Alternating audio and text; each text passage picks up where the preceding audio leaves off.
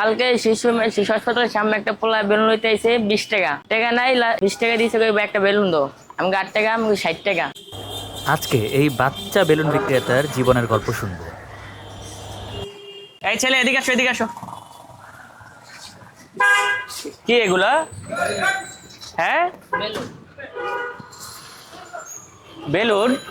জি, কালকে শিশু হাসপাতালের সামনে একটা পোলা বেলুন লইতে আইছে 20 টাকা টাকা নাই 20 টাকা দিয়েছে একটা বেলুন দো। আমি 8 টাকা, আমি 60 টাকা। আগে দাম জিগে 60 টাকা গেছে গা, আবার আইছে আবার পরে ভাই কত 20 টাকা দিব। আমাকে কি 20 টাকা তো হইব না, তুমি লাগে আমার পরের টাকা দিয়ে যাবো। লাস্টে মানে দিয়ে দিছি, বেলুন একটা দিয়ে দিছি। আমি 20 টাকা আমার দিয়ে গেছে, লাস্টে আর আহে নাই, লাস্ট টাকা লই নাই। এই যে তুমি যে 40 টাকা লস করলা, এখন এই লসের হিসাব কাউকে দেওয়া লাগবে না? দেওয়া লাগবো ওটা, মানে আমার 45 টাকা দেওয়া লাগবে। 45 টাকা দেওয়া লাগবে না? হ্যাঁ। আচ্ছা, তুমি এইগুলা কি তোমার নিজের মূলধন দিয়ে শুরু করছিলে? টাকা কই পাইছিলে এই ব্যবসা শুরু করার জন্য?